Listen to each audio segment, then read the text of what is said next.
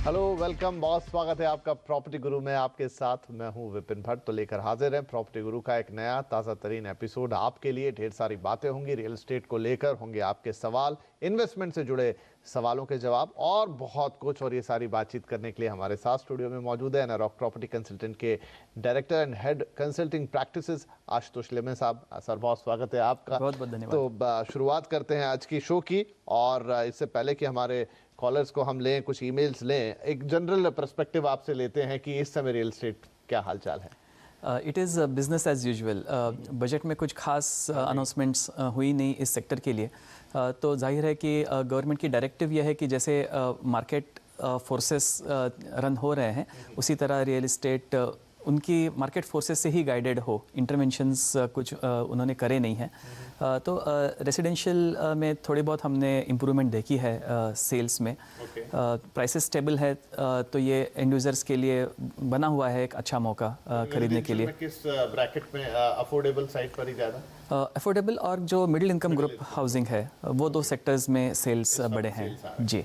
ठीक है, तो बिजनेस एज यूजुअल ये सबसे अच्छी लाइन होगी। जैसा आशुतोष जी ने कहा कि ऑलमोस्ट वैसा ही है। थोड़ा बहुत स्पाइक्स हमें दिख रहे हैं जहां रेजिडेंशियल सेल्स थोड़े ऊपर नीचे आ रहे हैं। चलिए हम शुरुआत करते हैं। हमारे पहले कॉलर हैं आदित्य शर्मा, फोन लाइन पर इस वक्त आ गए हैं। और नहीं, शायद फोन लाइन पर नहीं है, तो चलिए कोई दिक्कत नहीं है, मेल्स हमारे पास सबके रहते हैं। तो धारूहेड़ा में ये हुडा का एक प्लॉट है, 360 स्क्वायर यार्ड का है। 2006 में 35 लाख में इन्होंने ये प्लॉट खरीदा था। तो क्या अब इसे बेचकर पुणे मुंबई के बाहरी हिस्सों में निवेश करना सही होगा? री इन्वेस्टमेंट से रेगुलर रेंटल इनकम कमाना चाहते हैं, और कौन से इलाकों में रिहायशी निवेश अच्छे रिटर्न की गारंटी देगा? वेल, तो सर ये प्लॉट वाला मामला है, खुद होते लाइन पे तो बहुत अच्छा होता। और 2006 का निवेश है, एंड आई होप कि प्लॉट है और कहीं भी हो देश के किसी भी हिस्से में है तो आज करीब 14 साल बाद उनको अच्छा रिटर्न तो उस पर मिल ही रहा होगा। लेकिन क्या ये बेहतर होगा कि वो उसे बेचें और फिर मुंबई या पुणे उसे री इन्वेस्ट करें, और वो भी एक प्रॉपर प्रॉपर्टी में जहां घर वो खरीदना चाहते हैं? जी, आप देखेंगे कि जो उन्होंने इन्फॉर्मेशन हमें ईमेल से दी है, उनकी इन्वेस्टमेंट अभी डबल हो चुकी है, लेकिन उसके लिए उनको 14 साल लगे। तो आप देखेंगे कि जो CAGR हम बोलते हैं कि सालाना जो बढ़ोतरी रेट है वो उनको 6 से 7% के बीच में उन्हें मिला है। तो शायद इनको 2-3 साल पहले अगर ये निवेश से निकल जाते थे तो शायद थोड़ा बेटर रेट इनको मिलता था, क्योंकि 2-3 साल से कुछ हमने प्राइस में मूवमेंट देखी नहीं है। आगे चल के भी मेरा ये ऑब्जर्वेशन है कि 2-3 साल स्टेबल ही रहेगी प्राइस लैंड की भी। कि हमें घरों की बात करें, हम लैंड या प्लॉट पे भी स्टेबिलिटी रहने वाली है। धारूहेड़ा में काफ़ी सप्लाई है लैंड का, काफ़ी निवेशकों ने वहाँ पे लैंड ले रखी है, उनको भी एक ना एक दिन एग्जिट करना है। तो अगर ये 6-7% से अगर खुश हैं, 70 लाख की वैल्यू उनको आज मिली रही है, तो वो एग्जिट कर सकते हैं और रेसिडेंशियल रिहायशी प्रॉपर्टी में वो खरीदें। मुंबई पुणे उनके लिए हो सकता है कि कुछ कनेक्शन हो, इसलिए वो ये दो मार्केट्स देख रहे हैं। लेकिन कोई भी मार्केट जो मिडिल इनकम ग्रुप को केटर करता है और IT एम्प्लॉयमेंट हब्स के आसपास है, वहाँ आज जो रेंटल यील्ड्स हैं वो रिलेटिवली बेटर है, 3 से 3.5%। तो मेरी सलाह उनको यह है कि 70 लाख में उनको मुंबई के आउटस्कर्ट्स में 1 BHK प्रॉपर्टीज़ मिल जाएंगी, जैसे डोंबिवली है ठाणे से आगे और पनवेल के आसपास। और पुणे के जो रिहायशी एरियाज़ हैं IT वाले, जैसे हिंजवड़ी हुआ या खराड़ी हुआ, वहाँ पे उनको इसमें 1 या 2 BHK भी मिल जाएंगे प्रॉपर्टीज़। तो वहाँ पे वो ले लें ताकि एक रेंटल इनकम उनका चालू हो। Ready to move in properties काफ़ी अवेलेबल है और 3-3.5% की यील्ड वो पा सकें। और जो प्राइस एप्रिसिएशन है उसके लिए उनको 3-4 साल रुकना चाहिए ताकि वो एक करीब 10% का एप्रिसिएशन ले लें। राइट। तो आदित्य, आपके लिए काफ़ी डिटेल में सलाह कि इस समय हम देख रहे हैं कि प्लॉट्स के साथ भी ऐसा नहीं है कि जो हम हमेशा कहते थे कि बहुत बढ़िया निवेश है, अभी वहाँ पर भी थोड़ी स्टेबिलिटी, और खासतौर पे धारूहेड़ा जैसा आशुतोष जी ने बताया, सप्लाई काफ़ी ज़्यादा है, लोग एग्जिट करना चाहते हैं, तो कोई बहुत ज़्यादा एक्सपोनेंशियल वैल्यू उसमें आगे मिलेगी ऐसी उम्मीद कम है। तो आप निकल सकते हैं, और कुछ अच्छे लोकेशंस उन्होंने आपको मुंबई और पुणे के आसपास दिए हैं जहां पर आप इन्वेस्ट कर सकते हैं रेजिडेंशियल प्रॉपर्टी के अंदर। राइट, तो ये हो गई आदित्य के लिए सलाह। और अब हमारे साथ फोन लाइन पर हैं मिस्टर गणेश, जो मुंबई से हमें कॉल कर रहे हैं। सर बताइए, क्या मदद कर सकते हैं आपकी? सर मेरा बजट कम था, 35 लाख तक में फ्लैट देख रहा था। तो एक्चुअली नवी मुंबई साइड में 35 तक मुझे मिल नहीं रहा था, तो डोंबिवली में मैंने रुनवाल गार्डन करके मानपाड़ा में प्रोजेक्ट चालू है, तो वहाँ पे देखा है वो 32 तक है। 353 कारपेट एरिया, तो अच्छा रहेगा क्या वहाँ पे इन्वेस्ट करना? हाँ, तो आप प्योरली इन्वेस्टमेंट करना चाहते हैं, राइट? एक्चुअली नहीं, मेरे रहने को भी देख रहा था और अदरवाइज ऐसा इन्वेस्टमेंट भी समझो। नहीं, ठीक है, बढ़िया। ये दोनों पर्पस एक साथ फुलफिल होते हैं तो बहुत ही बढ़िया। तो सर पहले नवी मुंबई में देख रहे थे, थोड़ा बजट का कंस्ट्रेंट है, लेकिन अब इन्होंने शीलफाटा पर जो रूनवाल गार्डन्स का प्रोजेक्ट है वहाँ पे देखा है, इन्हें पसंद भी आया, 32 लाख के आसपास इन्हें पड़ रहा है। तो बस जानना चाहते हैं कि दोनों पर्पस के लिए क्या ये इन्वेस्टमेंट अच्छी रही? बिल्कुल, आई थिंक इन्होंने अपना होमवर्क बहुत अच्छे से करा है। शायद फोर्स्ड होमवर्क कह सकते हैं कि नवी मुंबई में सूटेबल प्रॉपर्टीज़ मिली नहीं तो उन्होंने दूसरे एरियाज़ भी एक्सप्लोर करे। और ये जो जोन है डोंबिवली और शीलफाटा के बीच वाला जो जोन है, ये इमर्जिंग जोन है। यहाँ पे हम देख रहे हैं कि काफ़ी सारे रेजिडेंशियल गेटेड कम्युनिटीज़ आ रही हैं, अच्छे रेप्यूटेड डेवलपर्स के प्रोजेक्ट्स हैं। और इन्होंने जो प्रोजेक्ट चूज़ करा है बहुत ही अच्छा प्रोजेक्ट है। कॉम्पैक्ट अपार्टमेंट्स के लिए फंक्शनल स्पेस वेस्टेज कम है, और 30 लाख 35 लाख्स का जो एक स्वीट स्पॉट जिसको हम कहते हैं एंट्री लेवल स्वीट स्पॉट, वो यहाँ पे उन्होंने अचीव करा है। यहाँ आप देखेंगे तो रेंटल डिमांड भी मिलेगी, तो जब तक ये खुद वहाँ नहीं जा रहे हैं ये एक अच्छा रेंटल इनकम यहाँ पे पा सकते हैं। आगे चल के इसके काफ़ी पास में जो पलावा जो बड़ी टाउनशिप है उसमें आप देखेंगे आगे चल के एम्प्लॉयमेंट जनरेशन होगी, वहाँ पे ऑफिसेस आएंगी, SEZ आएंगी, तो वहाँ पे आप देखेंगे कि वॉक टू वर्क भी ये बाद में कुछ साल बाद एक्सपेक्ट कर सकते हैं। तो डेवलपर रेपुटेशन अच्छा है, प्रोडक्ट आज की डिमांड से अलाइंड है और काफ़ी अच्छी कॉम्पिटिटिव प्राइसिंग है, इसलिए ये प्रोजेक्ट ने बहुत अच्छा रिस्पांस मार्केट से लिया है लॉन्च से लेके आज के डेट तक। तो मेरी सलाह उनको यह है कि एक अच्छा प्रोजेक्ट है, उन्होंने अपना होमवर्क अच्छे से करा है, उनको ज़रूर खरीदना चाहिए। चलिए, तो ये हो गई गणेश देसाई साहब के लिए सलाह। और अब हमारे पास एक कॉलर हैं, मानवीर सिंह साहब मोहाली से हमें कॉल कर रहे हैं। मानवीर जी, बहुत स्वागत है आपका प्रॉपर्टी गुरु में। अब बताइए क्या पूछना चाहेंगे आप? हाँ जी सर, मैं ये पूछना चाह रहा हूँ कि मोहाली में सेक्टर 74 में एक वीरा ग्रुप ने ई आवास योजना लॉन्च की अभी, तो उसमें अगर मैं इन्वेस्टमेंट करूँ तो मेरे को रेंटल इनकम और एप्रिसिएशन में कुछ मिल सकता है? ओके, तो मुख्य आपका जो मेन पर्पस है वो इन्वेस्टमेंट है, खुद रहने का भी है? नहीं, इन्वेस्टमेंट है जी। ठीक है, जो इन्वेस्टमेंट करना चाहते हैं Mohali, once upon a time बहुत ही ज़्यादा बातचीत हमारी होती थी मोहाली के बारे में, लेकिन अब काफ़ी वक्त बीता है। आज की क्या स्थिति है और जो ये इन्वेस्टमेंट करना चाह रहे हैं वीरा ग्रुप के प्रोजेक्ट में, कैसा रहेगा? देखिए, सेक्टर 74 जहाँ पे ये प्रोजेक्ट लोकेटेड है, ये राइट कॉरिडोर में मानूंगा मोहाली का। NH5 से एक्सेसिबिलिटी अच्छी हो जाती है यहाँ की, और ये जो साउथ वेस्ट कॉर्नर है मोहाली का, जिस तरफ मोहाली बढ़ रहा है आगे फ्यूचर डायरेक्शन में, तो ये लोकेशन बिल्कुल सही है। आप देखेंगे कि ये एक बहुत बड़ा अफोर्डेबल हाउसिंग प्रोजेक्ट है, शायद सबसे बड़ा हो उस एंटायर ट्राई सिटी एरिया में। करीबन 3000 यूनिट्स का प्रोजेक्ट है और ये काफ़ी अट्रैक्टिव प्राइसिंग में लॉन्च हुआ है। उस नेबरहुड में आप देखेंगे 2800 से 3000 रुपये पर स्क्वायर फुट का रेट है, और यहाँ पे लगभग 2600 में प्रॉपर्टी ऑफर हो रही है। तो चूँकि यहाँ पे एक डेल्टा 200 रुपये का पर स्क्वायर फुट लेवल का अवेलेबल है बायर्स को, एप्रिसिएशन के लिए वो मदद करेगा। इनको रुकना चाहिए, आज खरीदना चाहिए पहली बार, और उसके बाद रुकना चाहिए जब तक प्राइमरी सेल्स यहाँ प्रोजेक्ट में ख़त्म ना हो। प्राइमरी सेल्स का मतलब है कि डेवलपर अपने सारे सेल्स ख़त्म कर लेगा, उसके बाद रीसेल में वो एप्रिसिएशन एक्सपेक्ट कर सकते हैं, जिसके लिए मैं मानता हूँ कि करीब 2 से 3 साल तक उन्हें इन्वेस्टेड रहना चाहिए और उसके बाद उनको एप्रिसिएशन मिलेगा। रेप्यूटेड डेवलपर है, बट चूँकि ये बहुत बड़ा प्रोजेक्ट है, उन्हें प्राइमरी सेल्स खत्म होने तक इंतजार करना चाहिए। चलिए, मानवीर जी के लिए हो गई ये सलाह, और इसी के साथ हमारे लिए भी वक्त हो गया एक छोटे से ब्रेक का। ब्रेक ले लेते हैं और उसके बाद कुछ और सवाल हैं, कुछ मेल्स भी होंगे, उन्हें लेते हैं और थोड़ी और बातचीत करेंगे।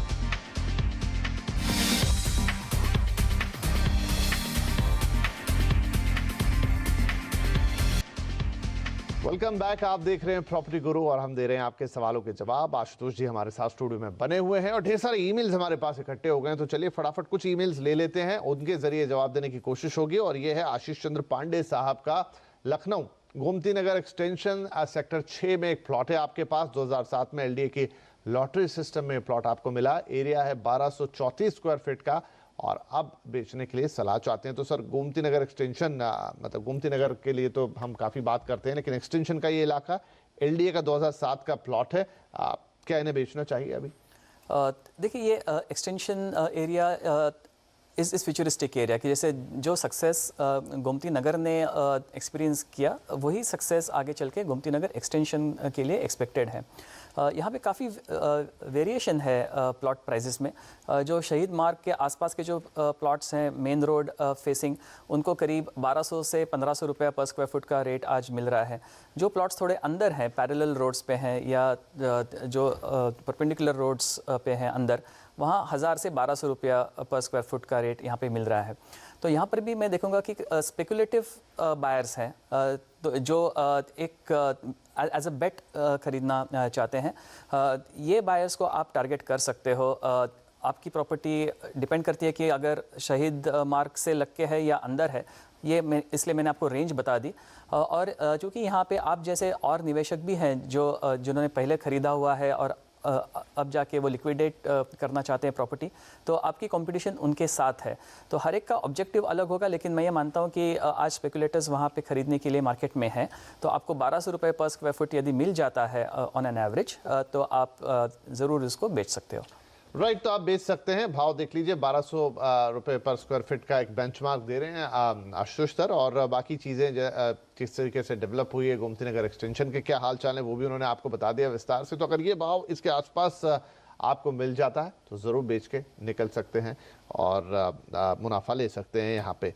चलिए, तो ये हुई आशीष जी के लिए सलाह। अगला ईमेल हमारे पास है दीपक शर्मा साहब का। आप पूछना चाहते हैं कि बेंगलुरु एरोस्पेस के नज़दीक प्रेस्टीज का फिंसबरी पार्क, वहाँ पर आप घर देख रहे हैं। प्रोजेक्ट और इलाके का आउटलुक आपको जानना है और एप्रिसिएशन के लिहाज से निवेश करना सही होगा कि नहीं। तो सर सबको लगता है कि एप्रिसिएशन कितना मिलेगा रियल स्टेट में, और अभी भी लोग इंटरेस्टेड हैं निवेश करने के लिए। अब थोड़ा होराइजन जबकि बढ़ता हुआ दिखाई देता है रियल स्टेट के अंदर, तो बेंगलुरु का ये इलाका और प्रेस्टीज का ये प्रोजेक्ट कैसा रहेगा? देखिए ये जो एरिया है, हम इसको कहते हैं कि नॉर्दर्न कॉरिडोर, जो बेल्लारी रोड, येलाहंका, यही रोड आगे जाके बेंगलोर इंटरनेशनल एयरपोर्ट के लिए यूज़ होता है। तो नॉर्थ बेंगलोर अब बहुत बड़ा मार्केट हो गया है। काफ़ी बड़ी लैंड पोटेंशियल यहाँ पे खुल गई है। और यहाँ पे आप देखेंगे कि एकदम छोटे लोकल लैंडलॉर्ड ड्रिवन डेवलपर से लेके बहुत नामी नाम यहाँ पे प्रोजेक्ट्स लेके आ रहे हैं। तो एक चीज़ इनकी बिल्कुल सही है कि इन्होंने प्रेस्टीज को चुना है, जो कि एक वेल रेप्यूटेड डेवलपर है, काफ़ी अच्छा ट्रैक रिकॉर्ड है। तो ये बॉक्स तो उनका टिक हो ही गया। दूसरी चीज़ आप देखेंगे कि यहाँ पे प्रॉपर्टी प्राइसेस हैं करीब 4000 से लेके 4600 रुपये पर स्क्वायर फुट की रेंज में है। और ये एक बहुत ही अच्छी एंट्री लेवल प्राइस में मानता हूँ बेंगलोर के लिए। नॉर्थ बेंगलोर आगे चल के और बेटर परफॉर्म करेगा। यहाँ के लिए डिमांड बहुत ही अच्छी बनी हुई है, स्ट्रॉन्ग पाइपलाइन भी है। तो मेरी सलाह उनको यह है कि रेप्यूटेड डेवलपर के साथ ही जाएं, जैसे कि प्रेस्टीज है, और 3 से 5 साल इन्वेस्टेड रहे for a meaningful appreciation and returns. चूँकि अभी नए IT पार्क्स भी बेंगलोर के नॉर्थ कॉरिडोर में आ रही हैं, तो यहाँ पे रेंटल हाउसिंग की डिमांड भी बढ़ती ही रहेगी। तो right developer and right corridor आप आगे बढ़ सकते हैं। राइट दीपक जी, तो आपके लिए ग्रीन सिग्नल है, सारी चीज़ें ठीक हैं, आप आगे बढ़ सकते हैं। और अप्रिसिएशन के लिए 3 से 5 साल इतना वक्त ज़रूर रखिएगा। आशुतोष जी, एक चीज़ हम देख रहे हैं कि मार्केट रियल स्टेट का है, थोड़ा सुस्त है, एक धीमी चाल पे, ये तो बात अब जग जाहिर सी है। लेकिन अच्छी बात यह है कि अभी लोग फिर से, मैं देख रहा हूँ, हमने 2-3 सवाल लिए जहाँ वापस से इन्वेस्टमेंट की तरफ रियल स्टेट में ही उनकी इच्छा है या उसी को वो देख रहे हैं।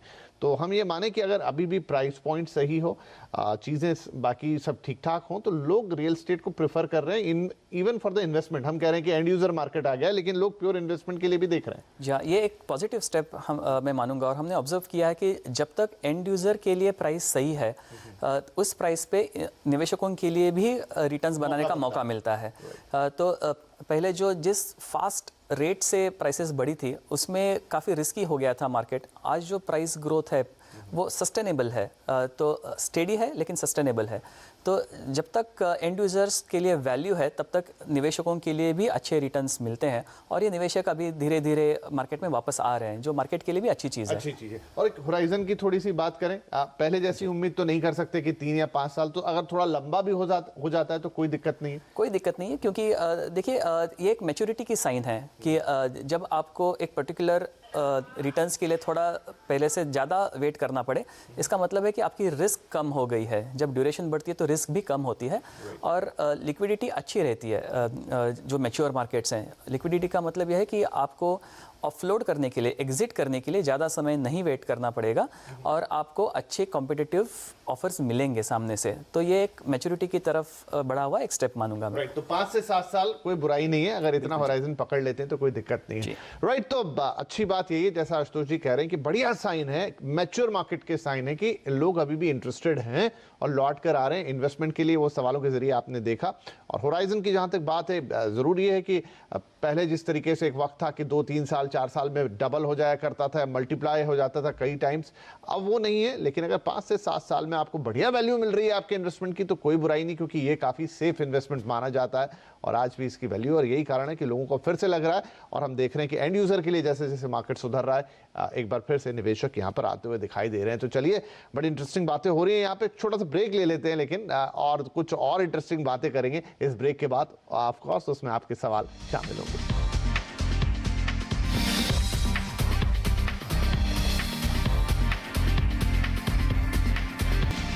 Welcome back. सीएनबीसी आवाज पर जारी है प्रॉपर्टी गुरु। हम दे रहे हैं आपके सवालों के जवाब, और इनफैक्ट काफी सारी बातें भी हो रही हैं। आशुतोष जी आज आए हैं तो हमने उन्हें पकड़ लिया है ढेर सारी बातें करने के लिए। तो जैसा हमने कहा था, आज थोड़े ईमेल्स हम ले रहे हैं ज्यादा। तो एक तनवीर अहमद साहब का ईमेल है हमारे साथ, और आप कोलकाता से लिख रहे हैं और पूछना चाहते हैं कि हावड़ा में शाहपुर जी पालोन जी के प्रोजेक्ट में 1 BHK लेने का सोच रहे हैं। इलाके का आउटलुक और प्रोजेक्ट की जानकारी चाहिए। सो एक कलकत्ता और पुल के उस पार हावड़ा, एक समय में तो काफी क्लमजी सा था, लेकिन अब शाहपुर जी वहां जाकर अगर मान लीजिए प्रोजेक्ट बना रहे हैं, मतलब इलाके में कुछ बेहतरी के संकेत हैं। क्या सलाह होगी तनवीर जी के लिए? देखिए, अभी अटेंशन हावड़ा की तरफ शिफ्ट हुआ है। हमने पहले देखा था कि राजारहाट न्यू टाउन डेवलपमेंट उस तरफ ज़्यादा फोकस था। उस तरफ काफ़ी स्पेकुलेटिव इन्वेस्टमेंट भी हो गई थी। अभी जो वेस्टर्न साइड है, on the western banks of Hooghly, Howrah, ये एक बहुत बड़ी और स्ट्रॉन्ग कैचमेंट है end user driven middle income group की, और वो काफ़ी समय से निगलेक्टेड रह गई थी। लेकिन जैसे कोणा एक्सप्रेसवे एक अच्छी तरह से इम्प्लीमेंट हुआ प्रोजेक्ट, वहाँ का इंफ्रास्ट्रक्चर हावड़ा का इम्प्रूव हुआ, तो डेवलपर्स का वहाँ पे ध्यान गया है। और चूँकि यहाँ पे डिमांड हमेशा से स्ट्रॉन्ग रही है, अच्छे डेवलपर्स के प्रोजेक्ट वहाँ आना एक बहुत बड़ी रिक्वायरमेंट या एक माइलस्टोन मैं कहूँगा उस एरिया के लिए थी। और जैसे कि शाहपुर जी जैसा बड़ा नाम अगर अपना प्रोजेक्ट लेके आ जाता है किसी एरिया में, तो उस एरिया का रियल एस्टेट मैप में आना काफ़ी इजी और लाजमी हो जाता है। तो ये प्रोजेक्ट भी मैं उसी तरह देख रहा हूँ। अच्छी रेंज है प्रॉपर्टी के, 1, 2, 3 BHK कॉन्फ़िगरेशंस हैं। 20-22 लाख से लेके 60 लाख तक रेंज में प्रॉपर्टीज़ अवेलेबल हैं यहाँ पे। तो ये जो रेंज है वो इंश्योर करती हैं कि सारे बजट कैटेगरीज़ को आप वहाँ पे केटर कर रहे हो, इसलिए यहाँ पे सेल्स भी अच्छे हुए हैं। तो बेहतरीन डेवलपर, रेप्यूटेड डिलीवरी रिकॉर्ड, और जो western side of Calcutta Howrah twin cities की जो है, यहाँ की जो डिमांड पहले से जो अनटैप्ड रही थी, उसके लिए एक बेहतरीन एवेन्यू मिली है। काफ़ी सारे लोग हैं जो वेस्टर्न साइड में काम करते हैं या जो CBD में भी आना चाहते हैं, उनके लिए भी ये काफ़ी कन्वीनियंट है। तो मैं ये मानता हूँ कि इट्स अ गुड प्रोजेक्ट, और ये प्रोजेक्ट मात्र एक शुरुआत होगी हावड़ा की इस लोकेलिटी में, कि और अच्छे प्रोजेक्ट्स भी आगे चल के हम यहाँ पे देखेंगे। तो चलिए, तनवीर जी के लिए हो गई सलाह। और अब है अक्षय बोस पुणे से। आप लिखते हैं कि वाघोली में एक प्लॉट आप लेना चाहते हैं। विशाल चुगेरा डेवलपर्स का निवान मिडॉस प्रोजेक्ट आपने देखा है।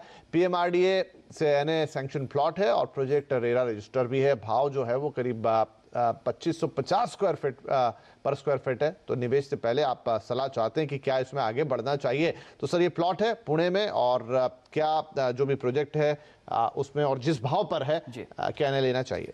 जी देखिए, आपने दो चीज़ें सही मेंशन करी है कि ये PMRDA अप्रूव्ड है, जो काफ़ी इम्पॉर्टेंट चीज़ है कि जो वहाँ की जो रेगुलेटिंग अथॉरिटी है, सैंक्शनिंग अथॉरिटी, उनका अप्रूवल एक बहुत बड़ी फंडामेंटल रिक्वायरमेंट है जो यहाँ पे ऑलरेडी फुलफिल्ड है। वहाँ पे देखेंगे आप 2500 रुपये पर स्क्वायर फुट का एवरेज रेट चल रहा है, तो ये इन मार्केट ही रेट मैं मानूंगा। थोड़ा बहुत आप नेगोशिएट करेंगे तो हो सकता है कि कुछ आपको बेनिफिट भी मिले। It's a gated community, well laid NA plots हैं, तो ऑन द आप एक चीज़ ज़रूर देख लीजिएगा कि चूँकि ये एयरपोर्ट के पास में पड़ता है, तो वाघोली का कुछ पोर्शन जो है वो एयर फनल में आता है, तो हाइट रिस्ट्रिक्शंस हो सकती हैं। तो यहाँ पे आप देख लीजिएगा कि आपका जो प्लॉट जो आप देख रहे हो, कितने फ्लोर्स यहाँ पे परमिटेड हैं, 1, 2 या 3 फ्लोर्स, और उस हिसाब से आप कैलकुलेट कर लीजिएगा कि आप वहाँ पे कितना बना पाएंगे एज अ बिल्टअप कंस्ट्रक्शन, और उस हिसाब से आपकी जो रिक्वायरमेंट है वो फुलफिल हो रही है कि नहीं। तो सिर्फ हाइट, परमिटेड हाइट या नंबर ऑफ फ्लोर्स का एक चेक पॉइंट है जो आप देख लीजिएगा, अदरवाइज गुड टू गो। ठीक है जी, बहुत सारे सवाल जवाब हुए, काफ़ी सारे ईमेल्स आज हम ले पाए, इस बात की हमें खुशी है, लेकिन वक्त की हमेशा एक मर्यादा रहती है। तो आज के लिए वक्त हो रहा है समाप्त और एपिसोड खत्म करेंगे उससे पहले आशुतोष जी आपका बहुत शुक्रिया, हमेशा की तरह आप आए और आपने न सिर्फ सवालों के जवाब दिए बल्कि ढेर सारी बातें आपसे इन्वेस्टमेंट पर भी हुई। तो ऐसी बातें सुनने के लिए आपको बस लगातार देखना है प्रॉपर्टी गुरु। हम सालों से आपकी रियल एस्टेट से जुड़ी हर तरह के सवाल के जवाब देने की कोशिश करते हैं। आज भी तरीका वही है, pg@moneycontrol.com पर आपको एक मेल लिखना है, छोटा लिखिए, फोन नंबर डाल दीजिए, बाकी हम आपसे पूछ लेंगे और कोशिश करेंगे कि आपकी जो भी रियल एस्टेट से जुड़ी समस्या है, कोई क्वेरी है, कोई खरीदने बेचने की बात है, उन सबके सॉल्यूशन, बेहतरीन से बेहतरीन जवाब आपके लिए लेकर आए। तो आज के लिए इतना ही, अगले हफ्ते फिर मुलाकात होगी, तब तक के लिए नमस्कार।